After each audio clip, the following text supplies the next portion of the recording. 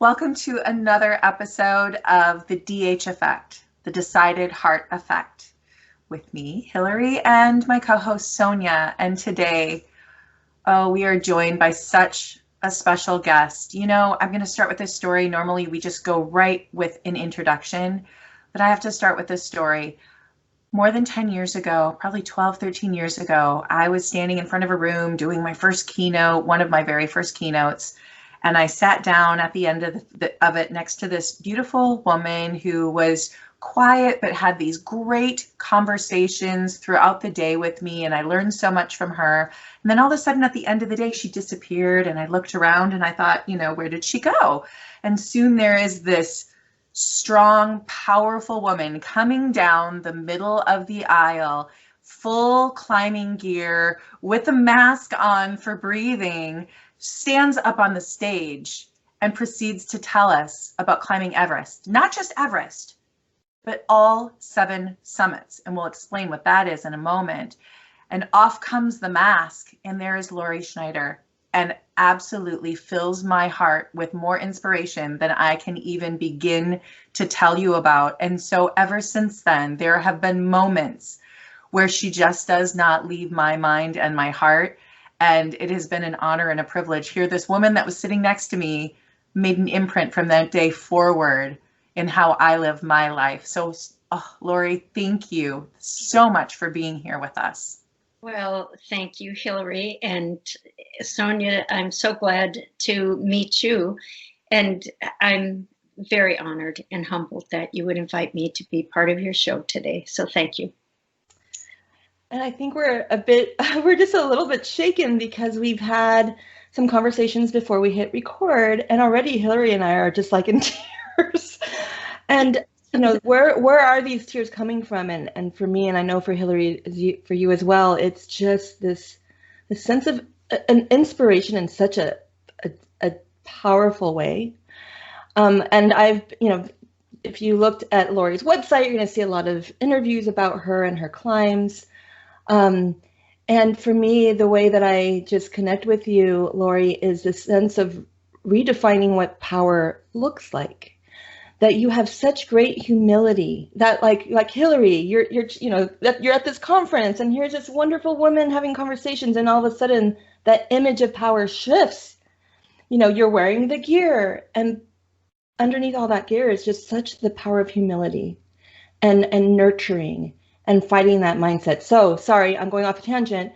Would you please help us understand, in terms of the climbs, what was one of the moments that shifted where you said, yep, I'm going to be doing these climbs? We'd love to start there. Well, the very first climb that I ever did was in 1993 with my dad. And he said, really back when I was in high school, he said, someday I want to go to Africa and climb Mount Kilimanjaro. Well, I love my dad dearly. He's going to be 89 this year. And so we decided that many years later, I was on a trip around the world, and we were going to meet in Africa and climb Kilimanjaro. And should we make it, we would summit on his 61st birthday. Well, we did. And we barely made it to the top, barely made it, just hooked arm in arm and almost crawled to the top, literally. And that was the start of that real feeling of, empowerment, and, just thrilled about how exciting it can be on a mountain. And the fact that I did that with my dad started this whole really deep bond with my dad in motion.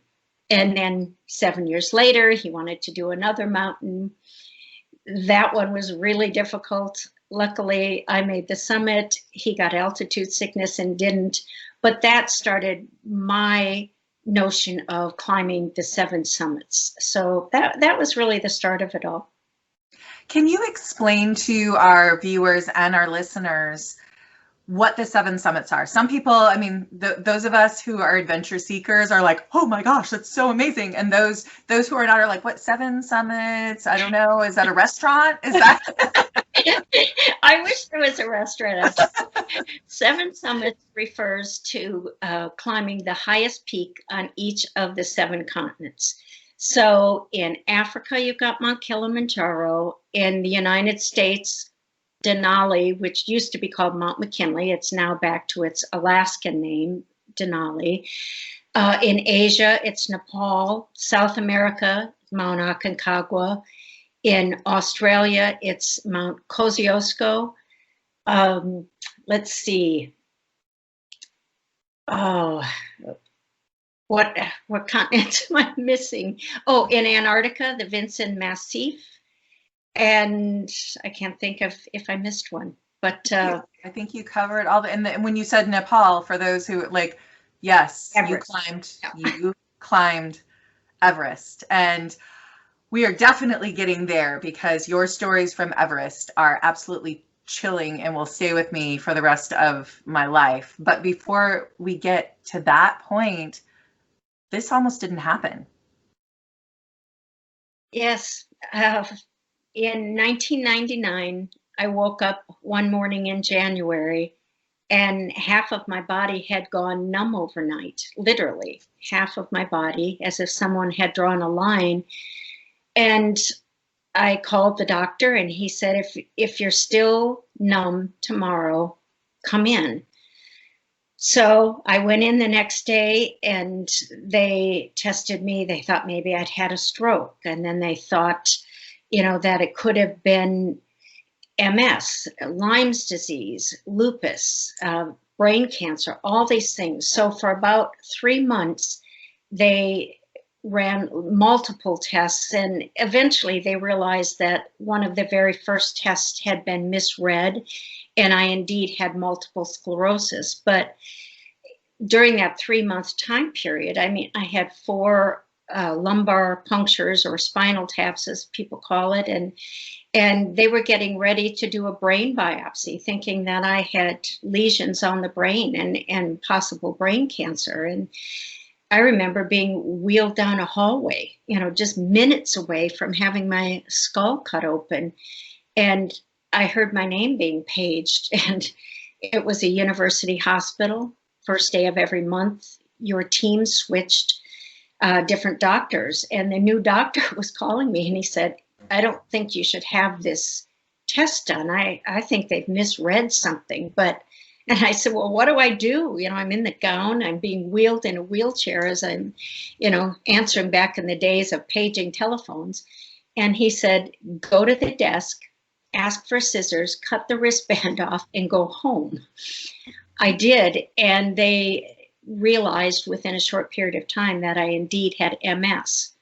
So during that time period, I had been training for a climb of the highest peak in South America, Mount Aconcagua, with my dad. And so I didn't even tell my family what was going on, because I was afraid they would say, you can't do this climb.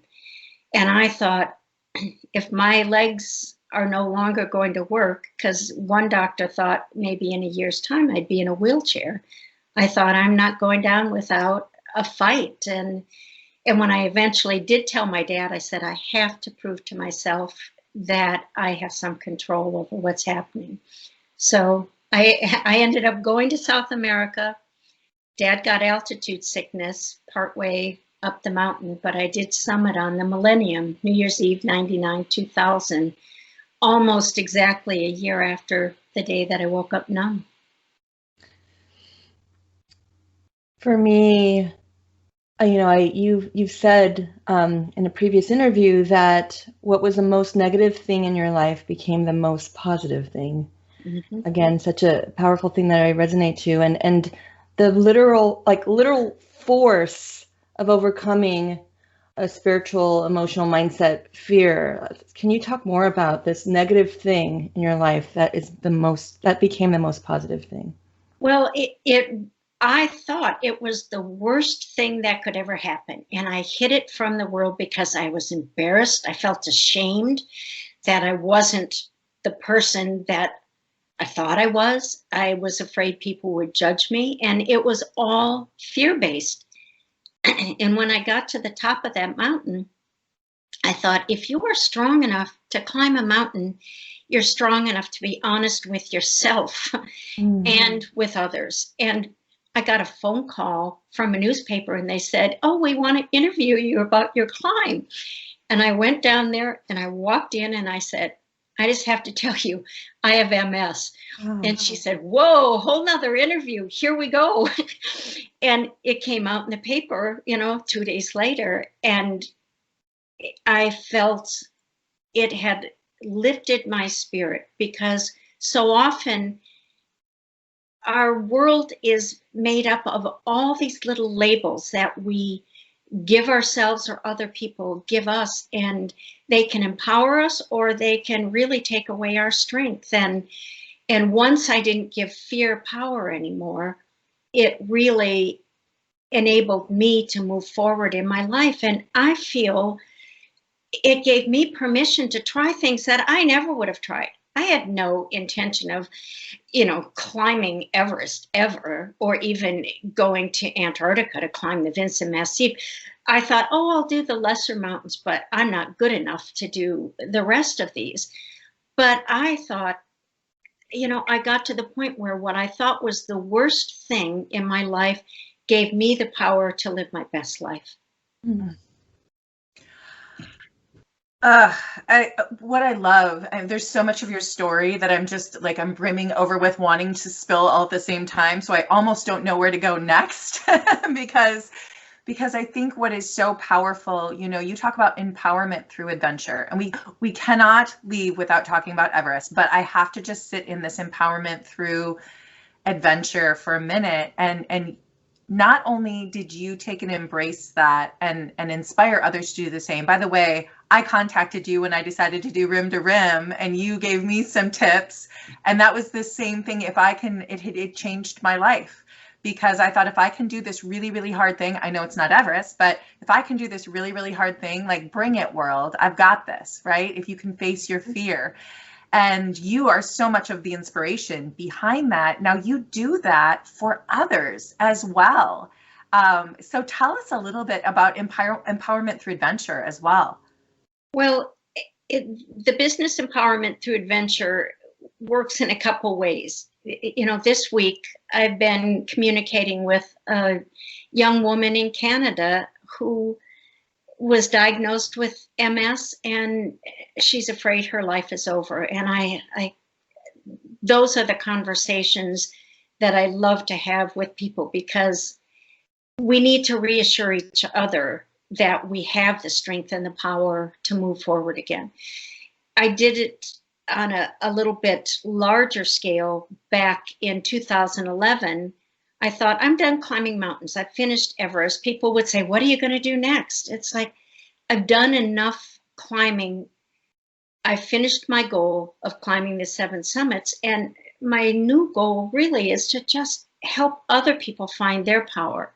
So in 2011, I brought a group of 28 people to Africa to climb Mount Kilimanjaro, which was my first mountain. And I thought, let this story come full circle. Half of the people in the group, 14 out of the 28, had either MS or some had Parkinson's disease. The other 14 were companions, so that everyone went with a friend who was their person. And our goal was, yes, we would hope to reach the summit, and 21 of the 28 did, but the goal was to mostly give support and strength and teach each other, illness or not, that you've got it within you to do more than you thought possible. And that's the story. Just believe in yourself and give yourself permission to try, because I didn't think I would be able to summit Everest. I didn't care. I let go of the outcome, because we can't try if our only measure of success is reaching the goal that we set for ourselves. How many times have I failed? How many times have we all failed? I don't care if I reach the goal. I just have to be strong enough to say, hey, I want to try. And I shared with, Sonia and Hillary earlier that about 2 years ago, I was diagnosed with cancer. You think MS is the worst thing that ever happened. And then all of a sudden the cancer label comes. And I thought, you got this. You know how to move forward, because you're not going to get just one bad thing happening in your life, whether it's the death of your loved one, or if it's an illness or a family member. You know, you don't just get one thing in life. And so you become layers of resilience, and you have to build those up, because when one is ripped away, you've got to have that strength still left within you. So, you know, I'm just choked up the entire interview. I know. But what, you know, I think about, gosh, do we have to wait until these huge moments happen in our lives and later in our adult lives? I am thinking about my own childhood and really celebrating my own father, because I was a very fearful girl. I had a lot of anxiety. It was a single parent dad, and I was worried all the time. And on the weekends, my father made it very, very intentional to go drive up to our backyard mountain, local mountain. And I'm reflecting now, because I have a twin sister who's the adventurer. She did search and rescue. She was just like, you know, what we would think of it as an adventurer. And he would be like, girls, I was 7, 8 years old, and would be like, yes, Papa, because we were very obedient, because he's German. He'd point up to this boulder rock climbing thing, and he says, I want you to climb up that. And I would be fearful, so afraid. And it's every weekend. And now I know that it wasn't a playground, it was building the resilience. And that these were my summits. These were my small summits, constantly addressing the fear that I had and overcoming that and preparing myself for what adulthood might look like. And, you know, I think in terms of the empowerment program that you have, perhaps it's also role modeling that for our younger people too. Yeah, I think that's my hope through all of this. I mean, I took a couple of groups of people with MS and Parkinson's disease, because they're both neurodegenerative diseases. So I have been blessed with some amazing friendships in the Parkinson's world as well. But we did some helicopter hiking in British Columbia in Canada a couple years in a row. And it was my hope that a lot of young people would get involved, because they're the ones that have not had these downfalls in life for the most part. The older you get, the more things that happen, and you get used to the ups and downs a little bit, because roads are bumpy in life. But I think with young people especially, we have to remind them that, you know, your strength lies within, and for them to see people decades older still going and not giving up. It's wonderful for the younger people to remind themselves that your power is what you decide it to be. I love that so much. And you don't go by the labels at all. You go after your dream. You make the impossible possible with what you do. But when you did Everest, I mean, there's some statistics in there, sister, that are pretty darn amazing. I believe that you were the first person with MS. Can you tell us about some of the statistics of like defying the odds with Everest?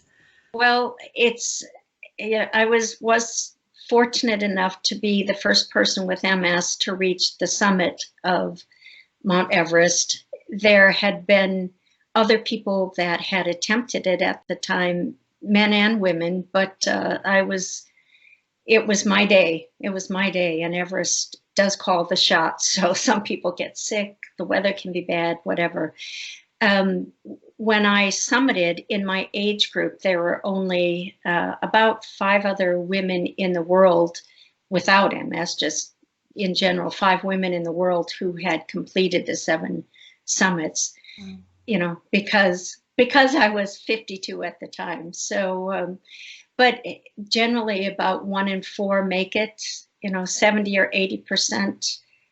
It's not an easy mountain. And, there are still multiple bodies on the mountain. So it's a scary place to be if you let the fear in. And that was my biggest lesson on Everest.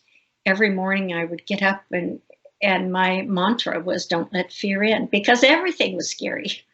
Every single thing was scary, and so you had to go there believing that this was your moment to give it your all, no matter if I made it a week or the full 2 months that the climb took. So 3 months really. So anyway, there are three things that still really stand out to me. There's so many, of course, but like 3 about that I actually have repeated over and over and over again.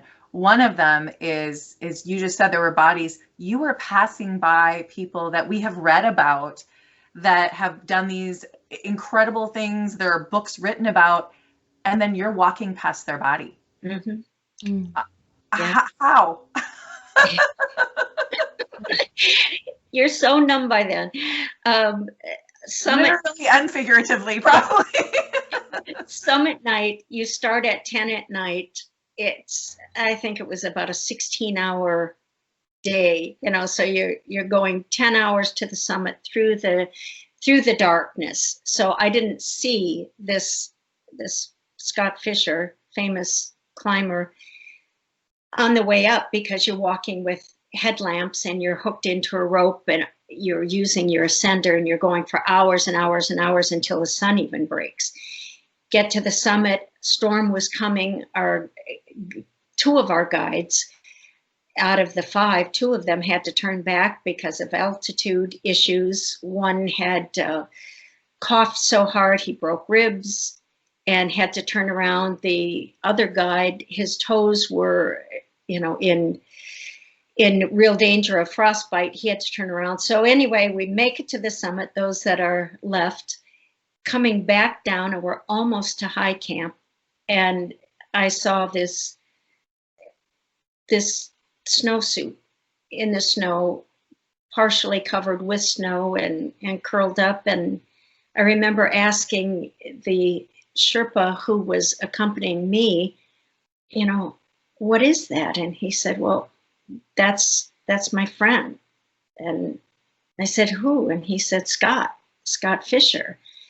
And bodies are oftentimes left where they have passed away because it's too dangerous for someone to take them down. And so I still remember getting back to my tent and thinking, this is life and death. And I remember calling my dad and saying, I made it. And he said, now we've got to get you down, because that's the most dangerous part of any climb.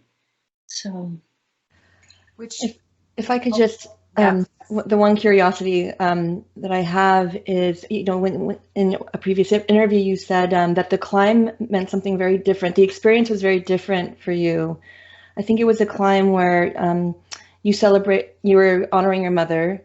I think it may be the ownership of MS, and the experience changed for you. And of course, the curiosity of what that experience turned out to be within each mountain. You mentioned your legs can only go so far. Mindset gets you over the hump, like the fight at the end.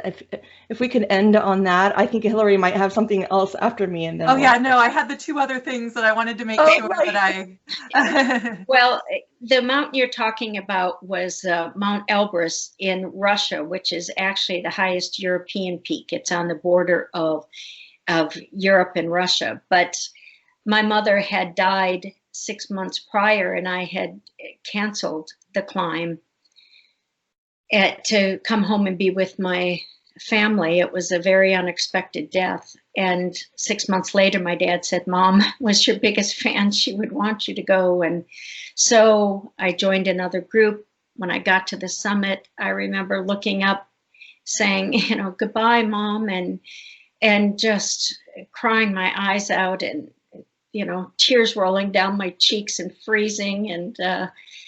But it was a time of letting go of my sadness for my mom and the sadness of the MS diagnosis that had happened 2 years prior, and just starting fresh. And every mountain after that, I felt like I was taking one step after the other for the people with MS, for my mom, all those people that were behind me. But when I summited, I no longer was sad. It wasn't a goodbye. It was a hello to the heavens, hello to my mom, and thank you to all the people with MS, because this can be an awful disease for many, many people. And I am one of the very lucky ones. And, it's my legs ended up being my friend, but for many people with this disease, it is not. And they have a hard time walking upstairs, let alone up a mountain. And they're the ones that gave me the courage to do it.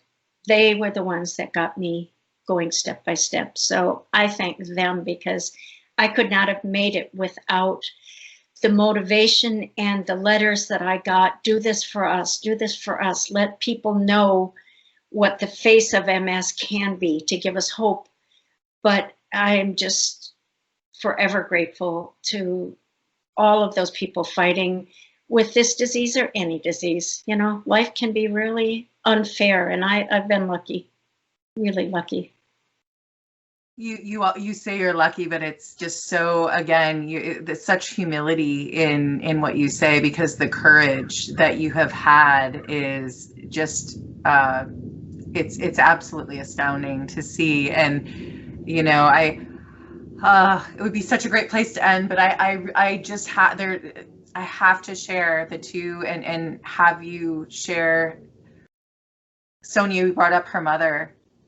Please, if you don't mind, what do you leave at the top of the summits for your mom?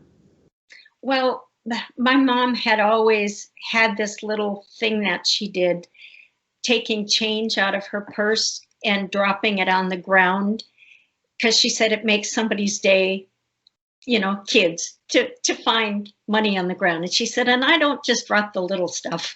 I just empty out my pockets, And so anyway, every time I go, my dad and I always had this thing where we called it pennies from heaven. If we found a penny someplace, we always picked it up. So when I go to the top of a mountain, usually, I know you're not supposed to leave anything, but a penny way, way, way down into the snow at the summit. And it's like, this one's for you, Mom. So. I love that. I love that so much. And the last thought, and then I'll pass it over to Sonia to close us out, but I just want to sit with you all day, and we are coming to visit, because just being in your presence is just, I feel like I can do anything today. But I think this is so important, and I can't tell you how many times I have repeated this over my life since I have met you. You got to the top of the world, literally the very top of the mountain, and you would think you could see the world, but you couldn't. You couldn't. And if you don't mind sharing what it was like, and then I don't know if you remember what you said that day, but what you said you did. What do you do when you get to the top of the world and you can't see anything? Well, you're right. I couldn't see anything. And the sun had risen, and you could see clouds down in the valley below Mount Everest. So as we're approaching the summit, those last steps and the last hours, they're excruciating, really, because you're so out of energy, you're so tired. And the guy behind me says, we have to hurry, because a storm is moving up. All those clouds in the valley were rising, and we got to the summit. By the time we got there, it was a whiteout. You couldn't see anything. And so after 16 years of dreaming of standing on top of the world, I get there and I couldn't see a darn thing. And I had a satellite phone, And I took out the phone because it was the plan that I would try to call my dad from the summit. And I still remember getting the phone out. And, you know, this is before the days of cell phones. So I've got the satellite phone and I got the number dialed in and it says, no service in China. And I'm thinking, I'm on the Nepal side, not the China side. And so I'm dialing and dialing and redialing. And all of a sudden, I hear my dad's voice on the other end as the guide says, we have to get down. You know, it's getting dangerous. And I hear my dad's voice and I said, Dad, Dad. And he said, Lori, where are you? And I said, I'm on the summit. And he started crying and I started crying. And it was just so emotional because he had been my inspiration to even start this whole climbing idea. And so, he told me, we got to get you down safely. And I hung up and the guides let us back down, but it was really emotional. But I did feel like, yes, I can't see anything, but what I saw was that this woman who woke up afraid 10 years prior, having been, diagnosed with MS, woke up numb. I thought, I'm not afraid anymore. I'm not afraid to live my life at all. And I have to teach others to not be afraid to live their own life either. And yeah, so it was a time to go inward when you couldn't see outward, but it was a more important view that I needed to see.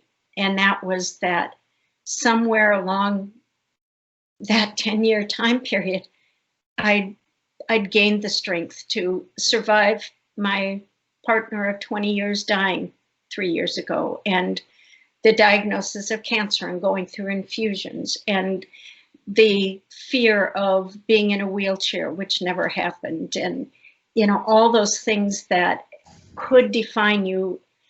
You have to make a decision to find joy in life again, and that's what I've done. And I'm in a very happy place right now. I have a wonderful man in my life, and I'm moving forward one step at a time, and that's all any of us can do, one step at a time. I know. That I will forever remember the line that stays with me. What do you do when you're at the top of the world and you can't look out and see anything? You look within.